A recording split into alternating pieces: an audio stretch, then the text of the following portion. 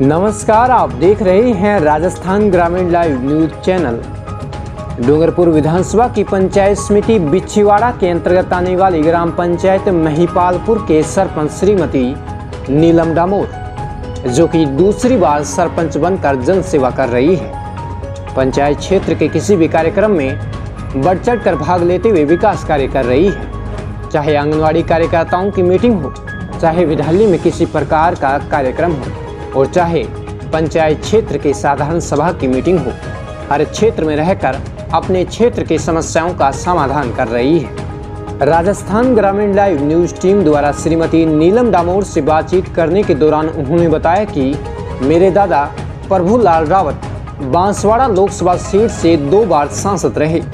पिता Shri Vijaypal Rawat central cooperative bank Banswara के अध्यक्ष रहे और भाई वर्तमान सरपंच पद पर कार्यरत है।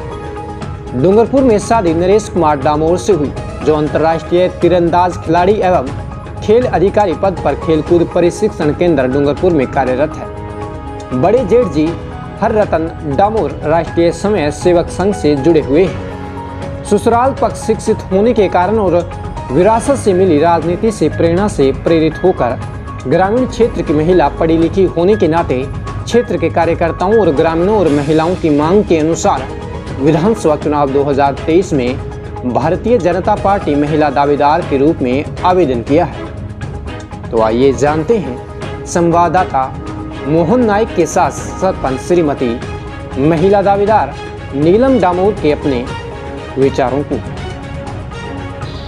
नमस्कार, मैं हूं मोहन नायक और आप देख रहे हैं राजस्थान ग्रामीण लाइव। आज हम डूंगरपुर जिले और डूंगरपुर विधानसभा की चुनावी यात्रा पे हैं।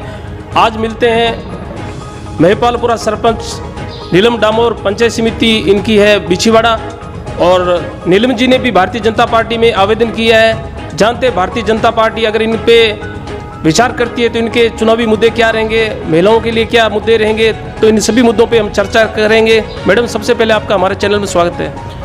आपका भी हमारे महिपालपुरा में राजस्थान ग्रामीण क्षेत्र में आपका स्वागत है।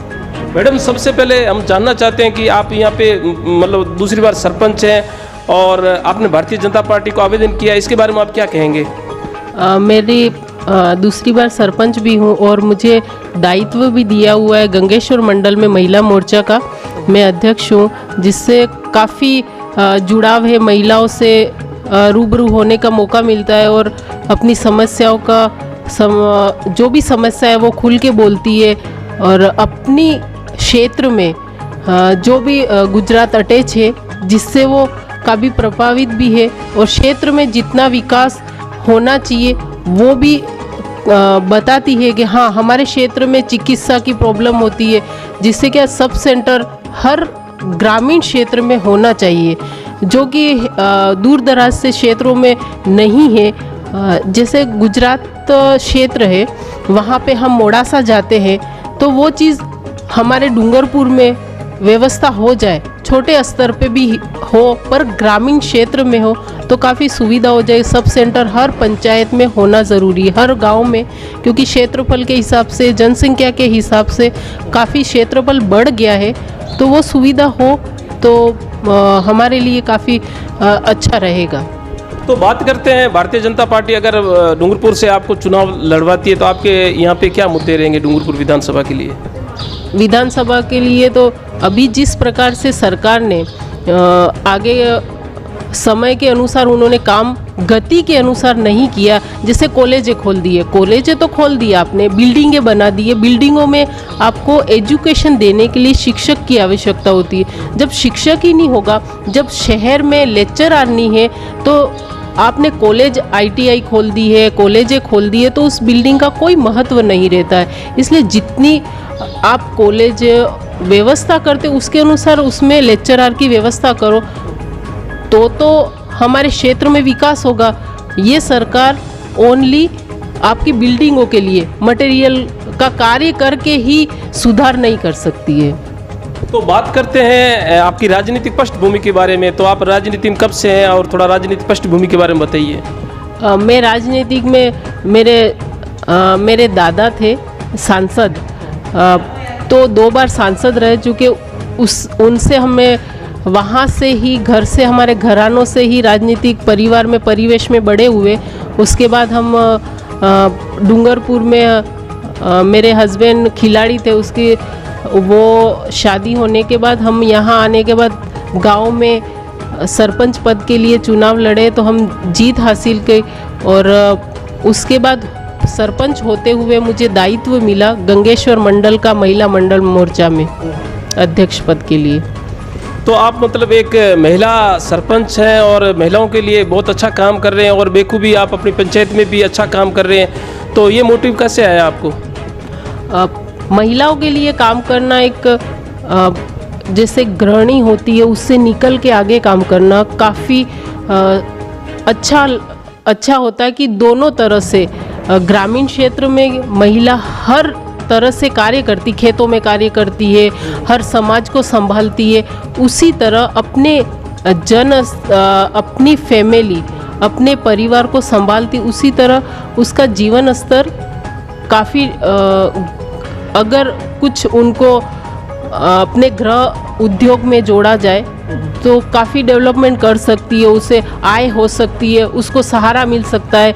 जैसे ग्रामीणों में सिलाई, बुनाई, कढ़ाई और पार्लर का काम होता है, वो आजकल की हर शहर और गांव से जोड़ता है। तो ये चीज़ें उनको अच्छे से जीवन स्तर उठाने का मौका मिलेगा और जितना हो सके उतना हम महिलाओं के लिए आगे आके करेंगे। तो इसके बाद में आप सरपंच हैं, तो आपके पंचायत के अंदर राहत कैंप भी चले हैं और जन कल्याणकारी योजनाओं के बारे में बताया जा रहा है कि अच्छी योजना, फूड पैकेट मिल रहा है, फ़ोन वितरण हो रहा है, तो इसके बारे में आप क्या कहेंगे? सर, ये फूड वितरण और मोबाइल, अगर हम देखें हर घर में मोबाइल पहले से ही है, क्योंकि जिस तरह के संसाधन हमारी आवश्यकता अनुसार पहले से ही मिले। जब आपके पास चुनाव आने के बाद कैंप लगाया, कैंप लगाने पर लाइटें नहीं मिले, घरों में तो आती नहीं, जब आप कैंप लगाओगे वहाँ कैसे आएगी लाइटें? ये तो पॉसिबल है नहीं, ऑनलाइन नहीं हुआ। जिस तरीके से इन्होंने कैंप लगा के लोगों को इकट्ठा करके हमने कार्य किया, ये बताने की कोशिश कर रहे हैं कि हमने पूरा उन लोगों को लाभ दिया। ये घोंसले हैं खाली बताने के लिए, खर्चा बढ़ाने के लिए।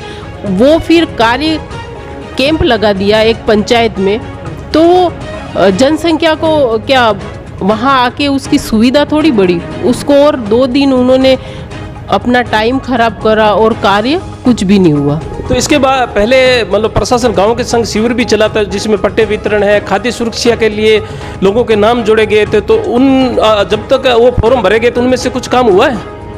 खाद्य सुरक्षा के बारे में तो कहे तो अभी तक नए जो राशन कार्ड है, आवेदन है, पंचायतों में जॉब कार्ड बनते हैं, वो अभी तक ऑनलाइन ही आपने नंबर दे दिए, पर कार्य एक भी ऑनलाइन में नहीं हुआ। खाद्य सुरक्षा में जोड़ ही नहीं रहे हैं, जो पुराने हैं वो चल रहे हैं, नए बच्चे भी तो आ रहे हैं, नए जनरेशन आ रही, जिनकी शादी हुई है उनके काफ़ी कुछ बाकी रह गए, तो वो जोड़ोगे नहीं और अपने कैंप लगा दिया या लिस्ट निकाल दी, उससे कोई कार्य थोड़ी हो रहा है। आप ऑनलाइन में कार्य ऑनलाइन होना चाहिए, न कि आप खाली दिखावे के लिए हमने चढ़ा दिया। ये सब घोंसले ओनली चुनावी मुद्दा है बनाया हुआ है कि चुनाव में हम इनको फ़ायदा दे देंगे तो हमें वोटिंग मिलेगी, या हमें इनको गांव से जोड़ेंगे, गांव वालों को जिस तरीके से इन्होंने फ्री की योजना के